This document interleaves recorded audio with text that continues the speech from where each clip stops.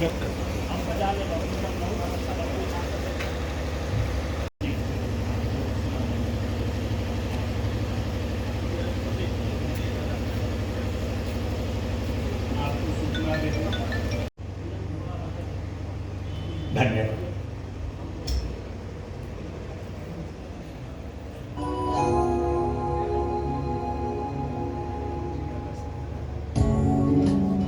उसके सह आयोजक जयनगर की साहित्यिक संस्था ज्योत्सना मंडल आप सबों का बहुत बहुत स्वागत करती है, अभिनंदन करती है। ये कार्यक्रम महावीर प्रसाद मस्करा की शतवार्षिकी के रूप में आयोजित है और उनका पूरा परिवार, मैं सच कहूं तो पूरा जयनगर एक सच्ची श्रद्धांजलि उनको नमन करते हुए ये कार्यक्रम आयोजित किया है यहाँ, और उसमें आप लोगों का बहुत बहुत स्वागत एक बार फिर से मैं करता हूँ। और अब बिना विलंब किए मैं आज पहले बता दूं, आज का ये कार्यक्रम 2 सत्रों में है।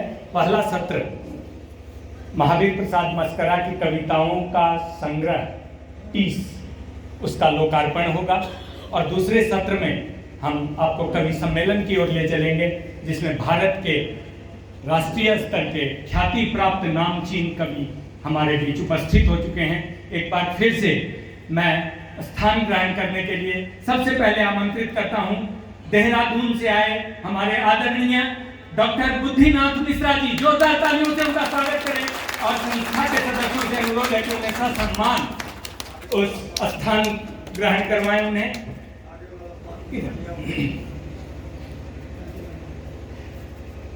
ज्योत्सना मंडल के सदस्यों से भी अनुरोध है कि वो ससम्मान अतिथियों को स्थान ग्रहण करवाएं।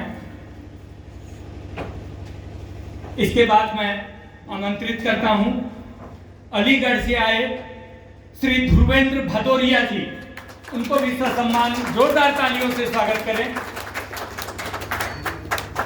उनको भी हम इस मंच की शोभा जो हमारे मंच की आज है, हमें गर्व होता है उन्हें आमंत्रित कर स्थान ग्रहण करवाते हुए। अब मैं आमंत्रित करता हूं हमारे बीच बहुत समय तक हम लोगों के साथ रहे श्री दीप नारायण सिंह, पूर्व अनुमंडलाधिकारी महोदय, बक्सर से हमारे पास मौजूद हैं। साहित्यिक अभिरुचि इनकी बराबर रही और ये आज स्थान ग्रहण करें। इसके बाद बक्सर से ही आए हमारे बीच भोजपुरी के श्री धन्नूलाल प्रेमातुर जी यहाँ मौजूद हैं। मैं उनका भी स्वागत करता हूं कि वो मंच पर आए और अपना स्थान ग्रहण करें।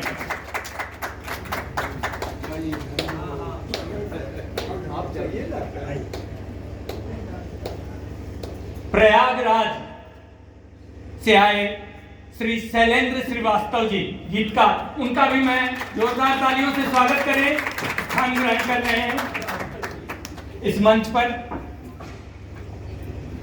अब मैं आमंत्रित करता हूं हमारे ही इलाके के, हम लोगों के बीच रहने वाले सहृदय पूर्व विधायक श्री रामलखन राम रमन जी का। वो भी साहित्यिक पृष्ठभूमि उनकी है, राजनीतिक पृष्ठभूमि के अलावा भी पूर्व मंत्री बिहार सरकार के। उन्हें मैं आमंत्रित करता हूं आज के इस समारोह में स्थान ग्रहण करें।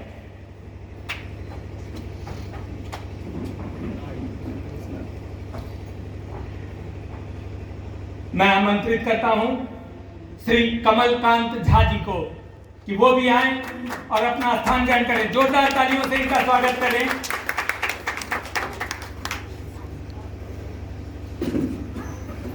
अब मैं नवारंभ के प्रकाशक श्री अजीत आजाद जी को आमंत्रित करता हूं, ससम्मान उन्हें मंच तक स्थान ग्रहण करवाया जाए।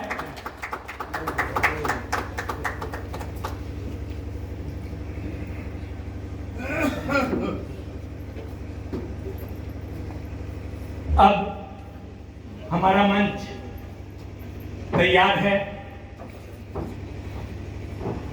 चूंकि विलंब पहले ही काफी हो चुका है, ज्यादा इंतजार आप लोगों को नहीं करवाकर मैं कार्यक्रम को आगे की ओर ले चल रहा हूं। सबसे पहले मैं अपने मंच पर उपस्थित कवियों का परिचय और उनका सम्मान के लिए यह कार्यक्रम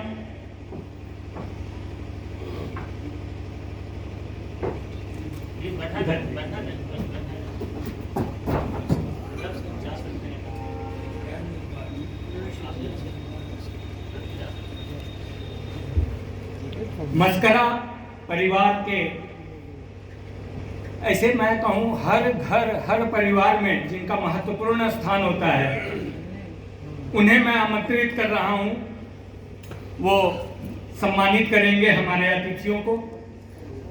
उनमें मिथिला में जो कहते हैं वो मस्करा जी के दामाद हैं, पाहुन कहते हैं हम लोग। उनको मैं आमंत्रित कर रहा हूं कि वो आए और सम्मानित करें हमारे अतिथियों को। और उनके साथ होंगी मस्करा जी की प्रपौत्री पावकी, जो वो सम्मान का थाल लेकर उनके साथ आएंगी।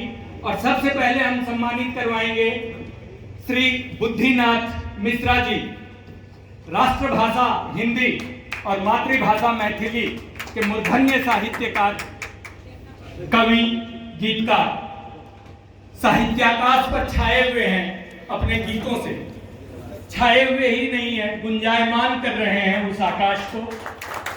सूर्य को दीप दिखाने के बराबर है उनका परिचय कराना।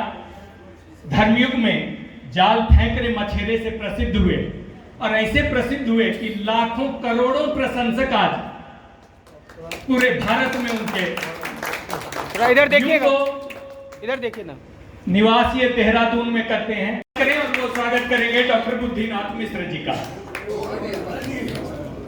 और मैं इनके लिए एक बात और बता दूं कि ये विश्व के कई कवि सम्मेलन और सेमिनारों में राष्ट्रभाषा हिंदी के लिए देश का प्रतिनिधित्व कर चुके हैं।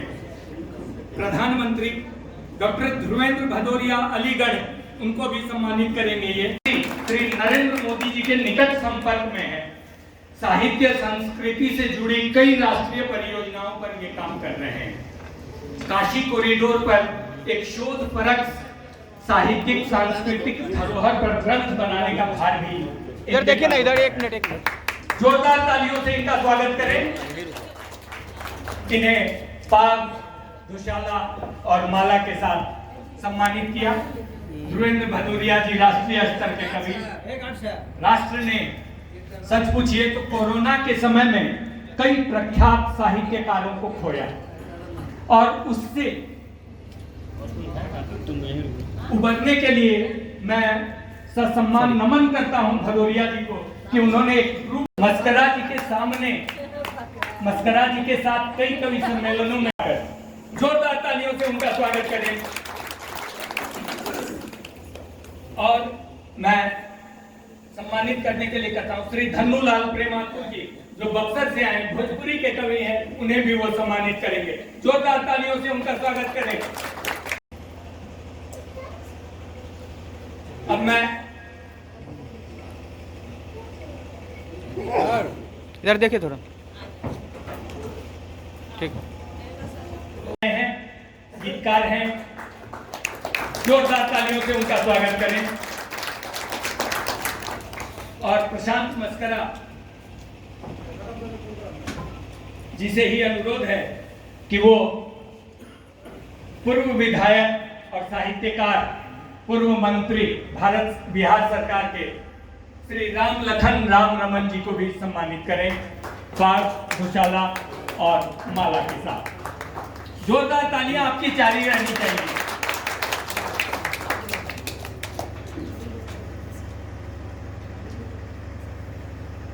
अब मैं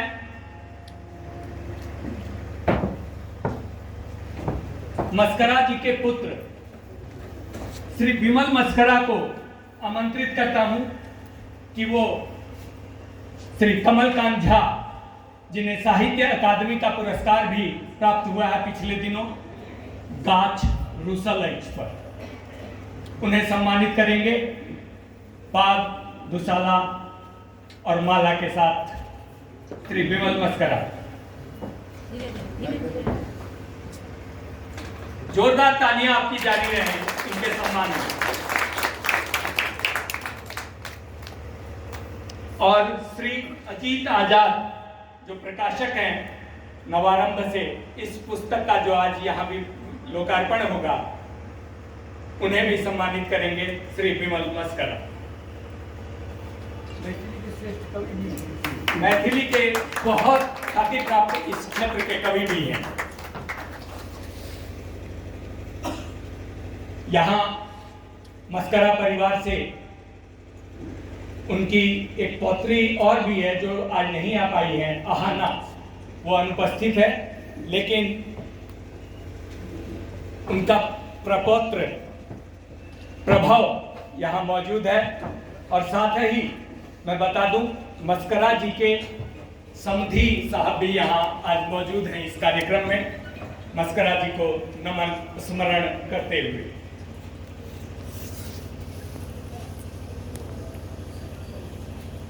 अब इस लोकार्पण कार्यक्रम की अध्यक्षता डॉक्टर कमलकांत झा, जो कि पूर्व प्राध्यापक रहे हुए हैं डीवी कॉलेज में, सेवानिवृत्त हो चुके हैं और हाल में ही उनको साहित्य अकादमी से गाछ रूसलैंड के लिए पुरस्कृत किया गया था।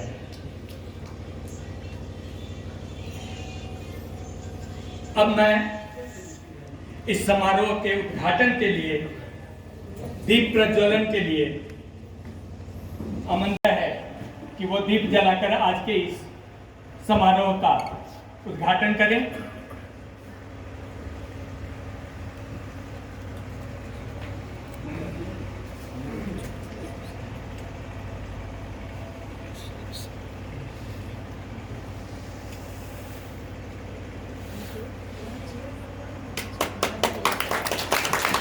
जोरदार तालियां आज के इस उद्घाटन समारोह के उद्घाटन पर।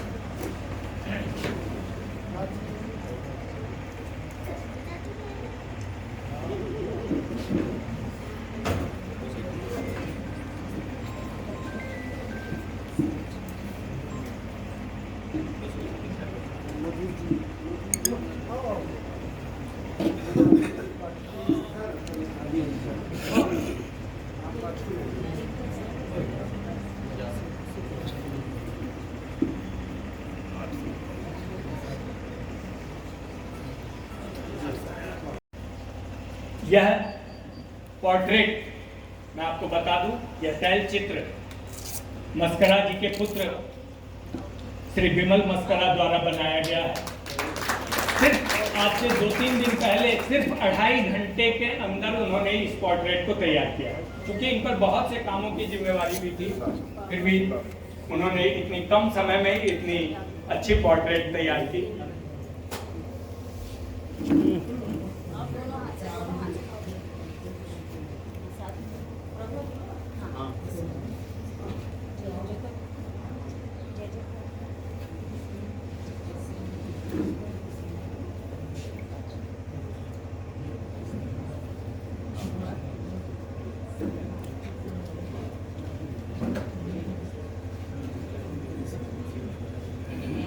सभी अतिथि कवियों से भी आग्रह है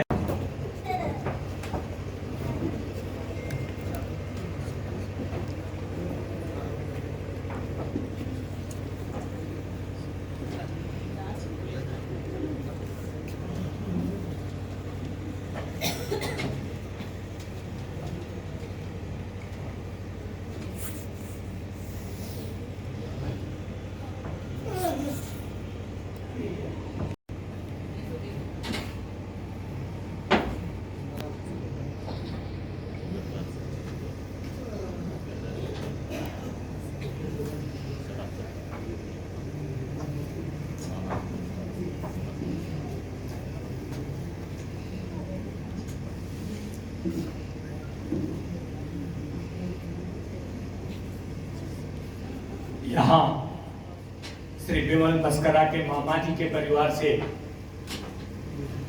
सराफ परिवार से भी कई लोग मौजूद हैं। उन सब से भी आग्रह है कि वो आए और पुष्पांजलि अर्पित कर उन्हें नमन करें।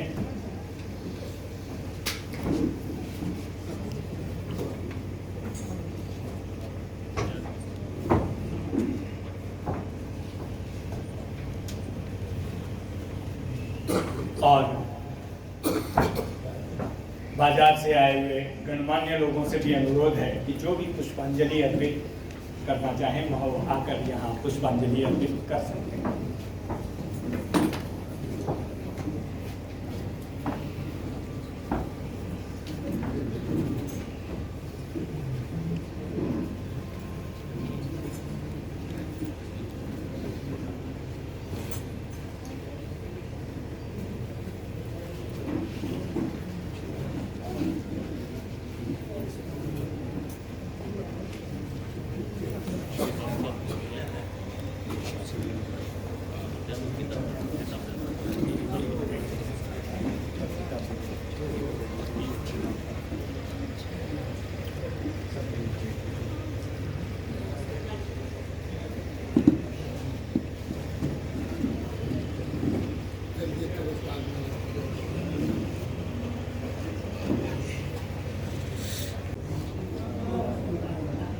अब 30 जो मस्करा जी की कविताओं का संग्रह है जिसका प्रकाशन हुआ,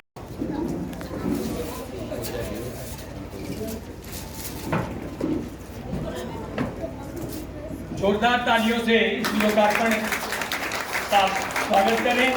ये 30 अब सब लोगों के बीच जिसका लोकार्पण डॉक्टर बुद्धिनाथ मिश्रा जी के हाथों हो रहा है, जो भारत के नामचीन साहित्यकारों में से। जोरदार तालियां एक बार फिर से हो जाए आपकी तरफ से।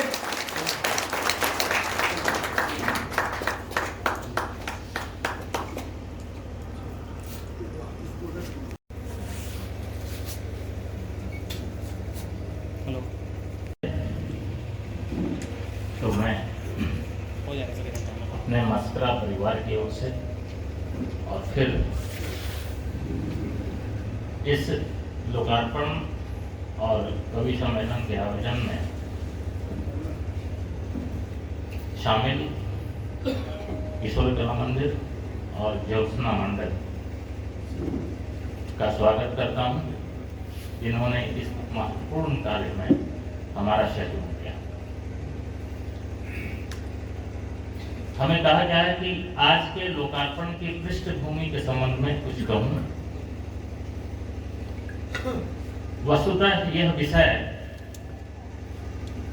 बहुत दिनों से मेरे दिमाग में था कि मैं आपसे इस संबंध में कुछ बात करूं। लोकार्पण पिताजी नहीं हैं, उनकी रचनाएं हैं, उसे छपाना है, ये जिम्मेदारी थी।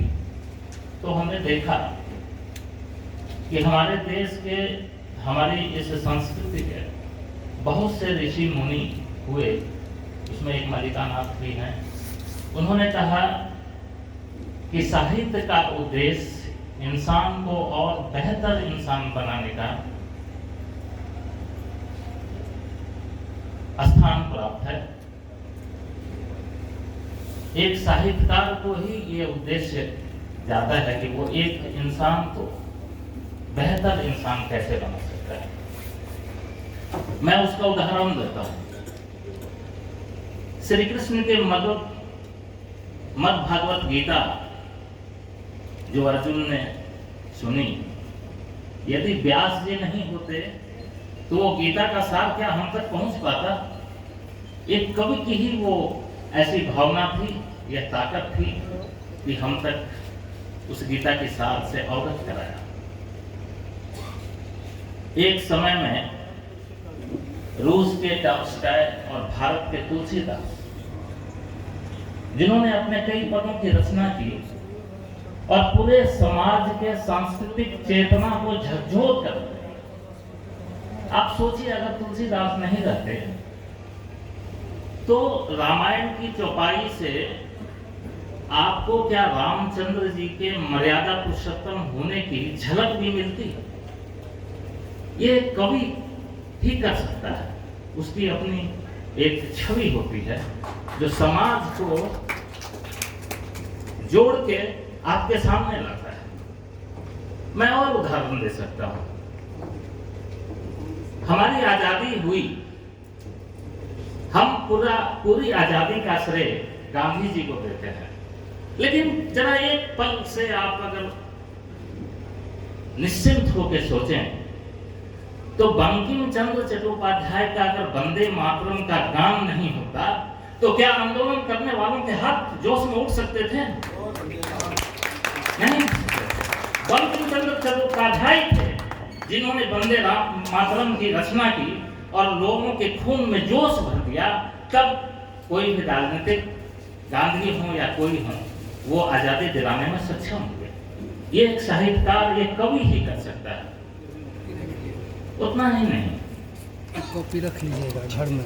हमारा बगल का देश बांग्लादेश आजाद हुआ, वहां भी अमार सुनार बंगला यही गूंजा, तब लोगों में जोश आया। अगर अमार सुनार बंगला नहीं गूंजता तो बंगाल में भी उसको आजाद करने में कठिनाई आती। हमारा आपातकाल का दौर, जयप्रकाश नारायण आंदोलन में खड़े हुए, लेकिन उस आंदोलन में जब खड़े हुए, उनके पीछे जब टोली चली तो दिनकर की वही पंक्तियां गूंजी, सिंहासन खाली करो की जनता आती है। ये अगर नहीं होता तो जयप्रकाश भी मैं कह सकता हूं पूरे इत्मीनान से कि हमारा वो आपातकाल का भी दौर शायद मुश्किल से गुजरता। ये है एक कवि की ताकत। अगर उस कवि का, उनकी कविताओं का अगर हम सम्मान नहीं कर सकते हैं तो हमारा समाज आगे नहीं जाएगा। किसी के बूते की बात नहीं है। वही है हमारा दृष्टा, वही है हमें जोश दिलाने का और सही रास्ते पर चलने का वक्त पर मार्ग दिखाता है। आज ही बातचीत चल रही थी पुरुषजनों से कि हमारे जितने भी कवि हुए हैं वो संत और ऋषि हुए हैं। मीरा हुई है, उन्होंने रचा है। रविदास हुए हैं, सूरदास हुए हैं, सबों ने रचा है, कविताएं रची है। एक कवि ऋषि और संत जैसा होता है। जब तक आप ऋषि और संत जैसे नहीं होंगे तब तक कविताएं नहीं लिख सकते हैं। और अगर कविताएं लिख सकते हैं तो आप ऋषि गुण में जा सकते हैं। ऐसा नहीं है कि आप शराबबंदी पर बोलें और शराब पिएं। ये दूसरे लोग कर सकते हैं, लेकिन एक कवि नहीं कर सकता। अगर करता है तो वो कवि नहीं। ऐसी बात एक हमारे आदरणीय कवि जी ने भी कही।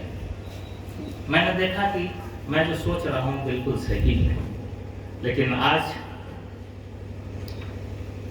हम नहीं पूरा विश्व बैलगाड़ी से चले थे, मंगल ग्रह तक पहुंच गए, लेकिन इन मनुष्यों को हम भूलते गए और सारे के सारे साहित्य आ गई कहाँ? कंप्यूटर और मोबाइल, डिजिटल हो गई। कवियों का आदत भूल गए। आज हमें बड़ी खुशी है कि आप इतनी संख्या में यहाँ पधारे हैं। कुछ ही दिनों पहले एक लोकार्पण का कार्यक्रम था तो मैंने बड़ी दुखी मन से कहा था, 10 लोग थे सिर्फ। हमने कहा कि ये ऐसा देखकर हमें दुख होता है कि एक साहित्यकार का एक लोकार्पण समारोह कितनी मेहनत लगती है एक किताब लिखने में, और उसके लोकार्पण समारोह में 10 लोगों के यहाँ जुटान है। कोई समाज को लगता है किसी किताब से कोई मतलब नहीं है। वो कहते हैं कि साहित्य की कोई भी चीज आएगी तो हम मोबाइल में पढ़ लेंगे, और इसीलिए हमारे गुलजार ने कहा है, ये वहां तक बात पहुंची है, किताबें झांकती हैं बंद अलमारी के शीशे से, बड़ी हसरत से ताकती है मुलाकातें नहीं होती, जो सामने अक्सर उनकी सोहबत में कटती थी अब गुजर जाती हैं कंप्यूटर के पर्दे पर। ये सही है।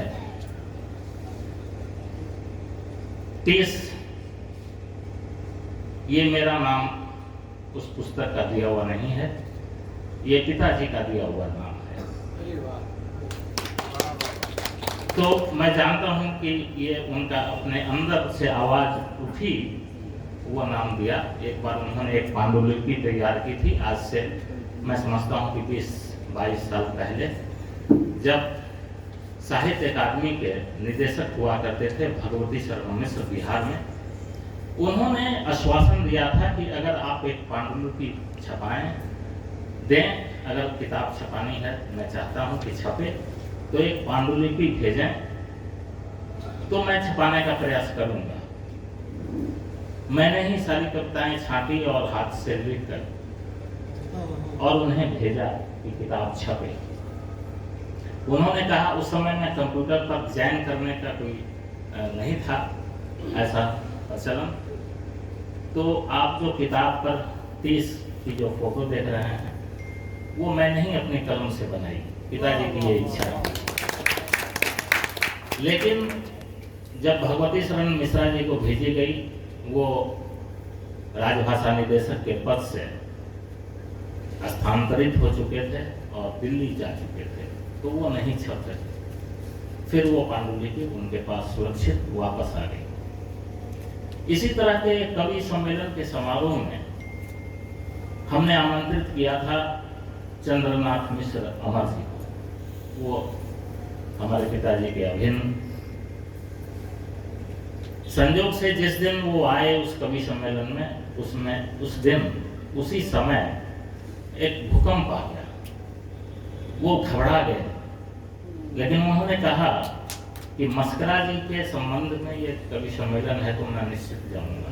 आज वो इस दुनिया में नहीं है, लेकिन वो आए तो वो बोले कि मैं सिर्फ ये कहने के लिए आया हूँ, और चूंकि भूकंप आ गया है, मेरे घर पर भी अव्यवस्थित व्यवस्था हो गई होगी, तो मैं तुरंत लौट जाऊंगा। सिर्फ ये कहने के लिए आया हूँ, यहाँ आया हूँ कि मस्करा जी की पांडुलिपि या जो भी संग्रह है आप छपाइए। आपको कोई कठिनाई है तो आप हमें बताइए, लेकिन छपनी चाहिए, ये मैं आपसे आश्वासन लेके जाना चाहता हूँ। उनकी ये बातें हमारे दिल में उतर गई और हमने प्रयास किया। उनकी पांडुलिपि खोजी। संयोग से मेरा उस समय का बना हुआ जो आवरण चित्र था वो भी मिल गया। फिर मेरे साथ समस्या थी, इसे कौन छापेगा, कैसे छपाऊं, कहाँ छपाऊं। लेकिन मैं बहुत बहुत आभारी हूँ वीरेंद्र झा जी का, जो अधिवक्ता हैं यहाँ जयनगर में, यहाँ आए हुए हैं। मैं चाहूँगा कि इन्होंने हमसे कहा कि अगर आप छपाना चाहते हैं तो मैं आपकी मदद करूँगा, और मदद ही नहीं की, बिल्कुल हमारे साथ हमने जैसा चाहा वैसा इन्होंने संयोग बनाया और किताब की पूरी पांडुलिपि प्रकाशक को भेजी। और वो प्रकाशक अजीत आजाद जी नामचीन मधुबनी के में स्थापित हैं और यहाँ पधारे हुए। इनसे संपर्क हुआ, इनको हमने पूरी पांडुलिपि दी, चित्र भी दिया। 2-3 बार प्रूफ हम लोगों ने खुद देखा और बड़ी मेहनत से इन्होंने भी, हमने जैसा चाहा वो खूबसूरती और वो उसकी अच्छी छपाई जो हो सकी। मैं समझता हूँ कि पुस्तकें छपती है, लेकिन कम से कम गलतियाँ जिस किताब में हो आप 30 में पाएंगे। हम लोगों ने 3-4 बार उसका शुद्धिकरण करने के लिए इनको परेशान भी किया, लेकिन सहृदय ये हमारे साथ सहयोग ही नहीं किया। इन्होंने पूरी तरह से मदद की और आज वो किताब छप कर आपके सामने है। मैं कोशिश करूंगा कि अधिकांश लोगों को जो अभी हम लाए हैं, हमने सोचा नहीं था 10 की उपस्थिति थी तो कितने लोग आएंगे, मैंने सोचा भी नहीं था। लेकिन मैं आश्वासन देता हूं कि जितने लोगों को मैं दे सकूंगा मैं यहाँ दे देता हूं। उसके बाद जिनकी भी इच्छा हो पढ़ने की, आप मेरे पास आएंगे, हम आपको किताब निश्चित रूप से उपलब्ध कराएंगे। बेचने का मेरा कोई मकसद नहीं है, लेकिन किताब आप तक पहुँचे ये मैं जरूर चाहूँगा। विशेष निवेदन इस पुस्तकालय से करूँगा कि वो एक किताब इस पुस्तकालय में, लेकिन ये कहने की मैं धृष्टता कर रहा हूँ कि आपको वो किताब सुरक्षित रखनी होगी, क्योंकि सुरक्षा की जिम्मेदारी आपको लेनी होगी। चाहे वो सचिव हों, चाहे उसके कोई भी पदाधिकारी सुनते होंगे, तो इस बात की गारंटी लेनी होगी कि आप उस किताब को सुरक्षित रखें और पढ़ने में आप पाठकों को सहयोग करें। यही एक 30 की अंदर में बहुत 30 मेरे भी है, उन 30 के साथ यही मेरी पृष्ठभूमि है। आप पढ़ेंगे और उस 30 को कम करने के लिए मैं आपसे आग्रह करूंगा कि आप अपनी टिप्पणी, आपको कैसा लगा, कैसी किताब। कविताओं के बारे में तो मैंने कुछ कह नहीं सकता हूँ, वो तो मनीषी लोग बैठे हैं, इन्होंने हमने किताब दी है, वो अपनी टिप्पणी देंगे थोड़ी देर में। लेकिन कैसी छपी, हमारा प्रयास कैसा रहा, इसकी टिप्पणी आप जरूर करेंगे तो हमें प्रसन्नता होगी। अब आगे का टिप्पणी का कार्यक्रम है। मैं क्षमा चाहता हूं कि लोकार्पण के बाद दूसरा सत्र जो कवि सम्मेलन में चले, लोकार्पण के लिए और भी बहुत सारे लोग बोलना चाहेंगे, लेकिन किताब आपके पास जब आएगी उसके बाद अगर टिप्पणी करें तो ज़्यादा अच्छा होगा। जिनको हमने किताब दी है उनमें से सिर्फ 3 व्यक्ति को और एक जिन्होंने मुख्य अपनी बात लिखी है, बीरू झा, और 2 व्यक्ति और जिनको किताब हमने भेजी, उनकी क्या टिप्पणी है वो आएंगे और उस संबंध में कैसी लगी उनकी रचना, कैसी किताब, ये आपसे बात करेंगे। मैं क्षमा मांगते हुए आपसे मिला। वो किताब रख लो, तुमको रख लो, किताब के 2 दिन में 10 खत क्या ली।